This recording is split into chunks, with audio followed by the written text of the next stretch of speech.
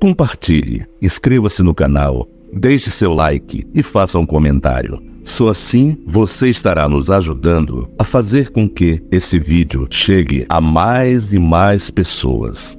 O nosso crescimento depende da sua ajuda. Esta é uma das histórias que aconteceram entre os anos de 1988 a 1989, enquanto eu servia o exército em um quartel da cidade de São Paulo. Vou preferir omitir o nome dele para não existirem problemas maiores. Por ser talvez o aquartelamento com o prédio mais antigo de São Paulo e pelas várias funções que ele teve durante a sua existência, certas coisas sempre aconteceram por ali. Inclui-se nesta lista de funções um sanatório que no começo do século XX, pois a sua fundação antecede o início do referido século, recebia todos os sujeitos que estavam com doenças muito temidas e contagiosas, como a tuberculose e a sífilis. É importante dizer que ser mandado para este sanatório não era um ato de caridade, como se pode parecer, pois quando a pessoa era encaminhada para este lugar, era quase certeza que seu destino seria um cemitério próximo da propriedade, que foi construído pela bondade de uma senhora que cedeu o terreno onde ele se encontra até hoje. Esta boa alma agiu assim porque a vigilância sanitária da época proibia o retorno para a cidade dos corpos das pessoas que morreram neste local. E por essas doenças, pelo potencial do perigo de contágio, eles não podiam ser sepultados nos tradicionais cemitérios da capital. O antigo sanatório e atual quartel hoje fica dentro da cidade, mas naqueles dias ele ficava fora dos limites dela e em uma área que era considerada afastada e isolada. Antes desta necrópole existir, eu nunca descobri qual foi o destino daquele que ali faleceu. Neste cenário, é de se supor que muitas pessoas tiveram um infeliz destino depois de cruzarem os portões deste histórico prédio, porque, literalmente, seriam amontoadas juntas com outras pessoas mais doentes do que elas, fadando-as a um fim mais breve do que poderiam ter se não fossem enviadas para lá. Eu mesmo, confesso, não fui testemunha de nenhum dos eventos que aconteceram por ali no período em que tive prestando o serviço militar, e até acho que as coisas ruins não me evitavam, mas para algum dos meus amigos assim não foi. Um deles, que trabalhava na enfermaria, contou-me o que achei ser a história mais impressionante que ocorreu ali, em um dia que eu não estava de serviço no quartel. Nós éramos soldados da CCSV, Companhia de Comandos e Serviços, e o nosso alojamento ficava sobre a cozinha e o rancho dos soldados e sargentos. Para chegar até lá, subíamos uma escada de madeira bastante inclinada, sendo que o dito tinha um pé direito muito alto, pois ainda existe em torno de 40 metros de comprimento, por 15 metros de largura, e era dividido pelos armários em duas alas, sendo que nossos beliches ficavam no lado que é voltado para o interior do quartel. As janelas que deixavam entrar a luz do exterior eram grandes, mas ficavam em uma altura que era impossível de alcançá-las se você não subisse sobre os armários ou sobre os beliches, sendo que a única entrada e saída do local é a referida escada. Por causa da idade do prédio, os estalos nas estruturas de madeira que sustentavam o telhado eram comuns, bem como no piso feito de tábuas corridas, as quais encerávamos toda a semana, mantendo a força e o brilho que ele tinha. Normalmente, existem aqueles que o exército chamam de plantões de alojamento, que são 3 soldados que se alternam em turnos para vigiar tudo que pode acontecer dentro dele, nas 24 horas do dia. Porém, nos turnos da noite, é normal esses plantões dormirem, mesmo correndo o risco de serem pegos dormindo em serviço. E foi isto que aconteceu naquela noite. O plantão da hora estava dormindo durante o ocorrido, mesmo sem saberem da metade das histórias que eu descrevi neste texto. Todos os soldados sabiam que as sombras do quartel tinham que ser evitadas durante a noite. O alojamento, depois que as luzes se apagavam, era um lugar um tanto tenebroso, e dormir rápido em geral era a melhor solução para diminuir o incômodo de estar naquele local. A pouca luz que entrava pelas janelas durante a noite não ajudavam em nada no cenário, tornando-o mais assustador. Em geral, os plantões ficavam próximos da escada o tempo todo, e mesmo com muitos soldados dormindo ali, evitavam de sair em rondas dentro dele para diminuir o risco de verem alguma coisa.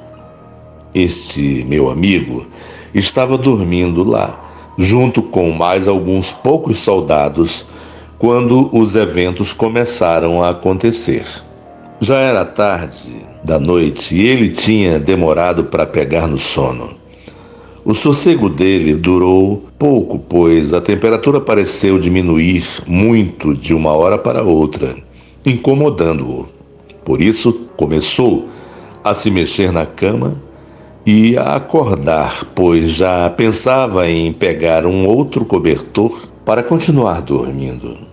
Antes que ele tomasse essa atitude, foi assustado pelo barulho de algo caindo no chão. Era um som que parecia de um corpo sem ossos, batendo no chão. O susto foi suficiente para gelá-lo e paralisá-lo por alguns segundos. O barulho tinha sido muito alto e ouvido na direção da porta. Por que o plantão de alojamento não tinha tomado nenhuma atitude?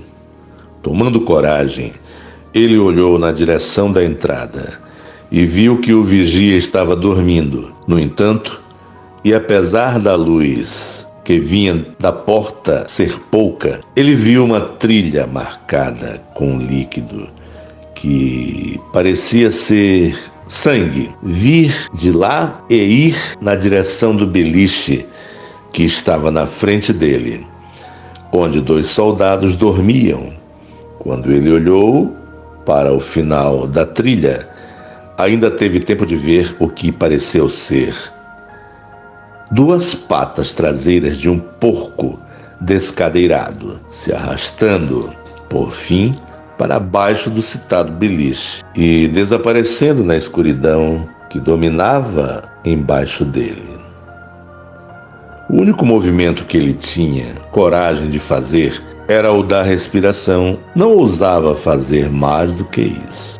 Quando reparou, o soldado que dormia na parte de cima do beliche, sobre o qual o porco havia se escondido, estava talvez com os olhos mais arregalados do que os dele. O soldado da parte de baixo dormia profundamente, fazendo um discreto movimento com a cabeça, como se perguntasse ao outro companheiro: "E aí, você viu?" Acabou recebendo uma resposta silenciosa e afirmativa que em nada o tranquilizou. E agora? Não era um pesadelo que ele estava tendo, coisa que seria preferível naquela situação. O que fazer? Passando um tempo razoável, nada mais aconteceu, mas a coisa ainda estava lá. não tinha visto sair, pois não desgrudara os olhos de onde ela entrara, desde que ela assim o fez. Olhando de novo, notou que a trilha de sangue tinha sumido e que o companheiro do outro beliche ainda estava acordado. Percebendo que não tinha muita escolha, e movido tanto pela curiosidade quanto pela necessidade de saber se aquele estranho evento tinha terminado, decidiu verificar o local onde aquela criatura se enfiara. Desceu devagar do beliche onde dormia sozinho e chegou no chão de madeira que estalou sob o seu peso. Gelado pelo susto, esperou um pouco, criando mais coragem. Começou a se abaixar, quando os olhos dele alcançaram a altura da parte de baixo do outro dormitório. Ele avistou 2 olhos vermelhos e brilhantes, dominando a escuridão. Neste momento, um estranho som de porco, que parecia afogado em um líquido viscoso, veio dali, e ele, apavorado e sem saber o que fazer, subiu mais do que rápido no beliche e se enrolou nas cobertores. Neste íntere, ouviu um movimento de joelhos, batendo freneticamente no piso, sumindo à distância e ainda na direção da porta do alojamento. Desta vez, o meu amigo não quis saber de ver nada.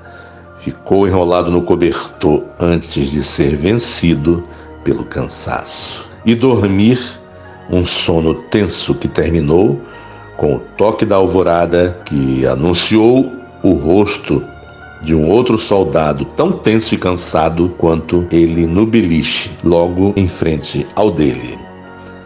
Desceram da cama. O comentário foi breve e conclusivo. Que era aquilo? Não sei, foi a resposta. O soldado que dormia na parte de baixo disse que não tinha visto nem ouvido nada estranho durante a noite. Os plantões, segundo eles, ficaram acordados nos seus turnos e também não tinham visto e nem ouvido nada. Eu soube desta história algum tempo depois, através do relato deste meu amigo, e posso dizer até hoje que eu acredito nele, pois ele sempre foi uma pessoa da minha extrema confiança naquele quartel e naqueles dias. Fora este estranho fato, outros envolvendo oficiais que estavam de plantão foram observados em outras noites de guarda e ficaram sem explicações razoáveis. O protagonista desta história ficou no exército depois da minha baixa e, se ele ainda estiver por lá, acredito que hoje ele seja sargento. Eu saí de lá para tocar a minha vida, sem nunca ter visto nada de anormal acontecendo naquele antigo sanatório, mas nunca duvidei de que algo estranho ainda ronda naqueles prédios.